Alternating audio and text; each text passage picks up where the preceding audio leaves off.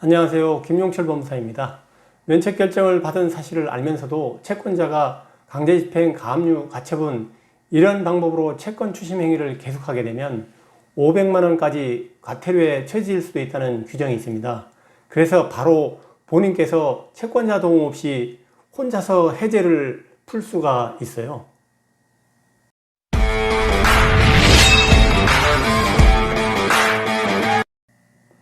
오늘은 제가 촬영하는 시간이 좀 빠른데요. 제가 어제 저녁에 야근하다가 여러분께 이 얘기를 드리면 좀 좋겠다는 생각이 떠올라서 아침 일찍 나와서 영상을 찍게 되었습니다. 우리가 파산 신청을 하는 이유는 최종적으로 면책이라는 결정을 받기 위해서인데요. 그럼 과연 이 면책 결정을 받으면 뭐가 달라지기 때문에 우리가 파산 신청을 하고 힘들고 어려운 과정을 거쳐서 면책을 받으려고 하는 걸까요? 이 면책 결정을 받고 나면 과연 뭐가 달라지는지 그 효과에 대해서 간략하게 설명을 드리려고 합니다. 4가지 설명을 드릴 건데요. 첫 번째는 면책 이름 그대로예요. 책임을 면한다는 뜻이죠. 빚을 갚을 필요가 없어진다는 얘기입니다. 그래서 법률상 채권자가 채무자가 면책 받고 나오면 그 이후에 채권 추심을 할 수가 없다는 거죠. 법적으로 청구를 해서 강제 집행할 수도 없습니다. 그래서 우리 법에서는 이런 조항까지 두고 있어요. 채무자가 면책 결정을 받은 사실을 알면서도 채권자가 강제 집행, 가압류, 가처분 이런 채권 추심 행위를 계속하게 되면 500만 원까지 과태료에 처해질 수 있다. 그래서 절대로 면책을 받고 나면 채권자가 추심 행위를 하시면 안 됩니다. 법 조치를 통해서 강제 집행을 하시면 안 됩니다. 그리고 두 번째로 신용정보상에도 큰 변화가 일어납니다. 연체기간이 길었던 분들은 신용불량자, 채무불이행자 정보가 등록되어서 고생들 많이 하시죠. 그런데 우리가 파산 면책을 받게 되면 면책과 동시에 법원에서 한국신용정보원으로 통보가 나가요. 그래서 신용불량자, 채무불이행 정보죠. 이게 다 삭제가 돼서 없어집니다.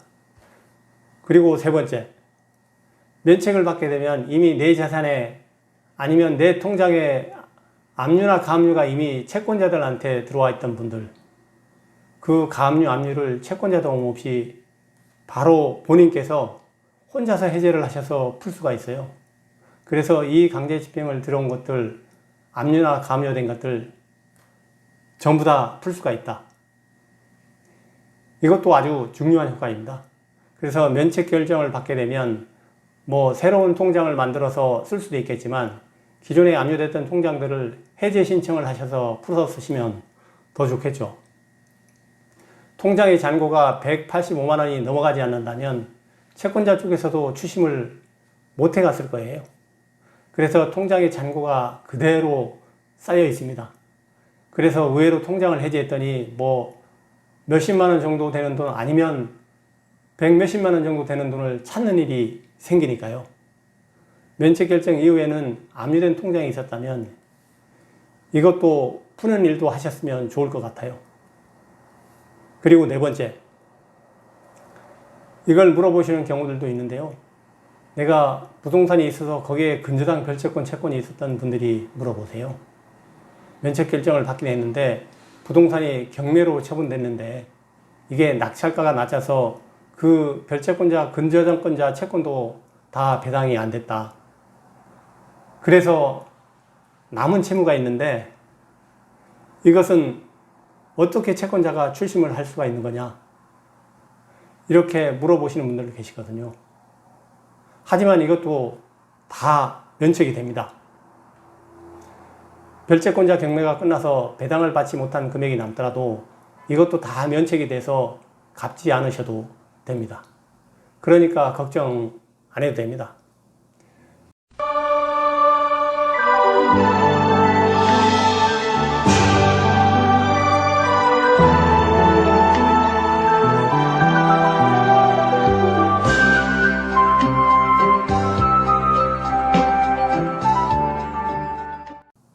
그러면 내가 면책 결정을 받으면 이렇게 좋은 효과들이 발생을 하잖아요.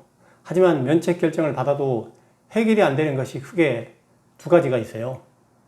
우선 첫 번째는 내가 빚을 얻을 때 보증인을 세웠을 경우입니다. 내가 예를 들어서 사업을 할 때 돈을 빌리면서 우리 배우자도 보증인으로 같이 세웠다. 그러면 내가 면책을 받으면 보증을 서준 우리 배우자도 같이 면책이 돼서 빚을 갚지 않아도 되는 걸까요? 이때는 그렇지 않아요. 주채무자가 개인 파산으로 면책을 결정을 받더라도 보증을 서주셨던 이분까지 같이 면책이 된다고 보진 않아요. 그래서 이분 보증채무는 그냥 남게 됩니다. 그래서 이런 경우에는 주채무자뿐만 아니라 보증을 서주신 분도 개인 파산 신청을 할 수 있다는 조건이 된다고 하시면 두 분이 같이 신청하셔서 같이 면책을 받으셔야만 이 보증 서신 분까지도 같이 책임을 면하게 되시는 거죠. 그리고 두 번째는 면책 결정을 받더라도 좀 불편한 게 남는 게 있어요. 아까 면책 결정의 효력 두 번째로 신용정보, 신용불량 정보가 등록됐던 분들 채무불이행 정보죠. 이게 면책 결정을 받으시면 바로 다 풀린다고 했잖아요. 그런데 이 채무불이행 정보가 풀리면서 동시에 새로운 정보가 올라가게 되거든요. 공공정보라는 게 있어요. 공공정보가 면책 결정과 함께 올라가는데 이 기록이 5년간 보존이 되게 되어 있거든요. 그래서 이 기록 때문에 5년 동안은 불편함이 조금 생겨요. 그래서 신용카드 발급이 어렵습니다. 그리고 은행에서 대출 받는 것도 어렵습니다. 이 두 가지 불편함이 면책받고 나서도 따라다닌다. 이거는 기억하셔야 될 것 같아요. 오늘은 면책 결정을 받고 나면 어떤 변화가 생기느냐, 면책 결정의 효력은 무엇인지 말씀드렸습니다. 오늘도 유익한 영상이 되었기를 바라고 다음에도 더 좋은 영상으로 찾아뵙겠습니다. 김용철 법무사였습니다. 감사합니다.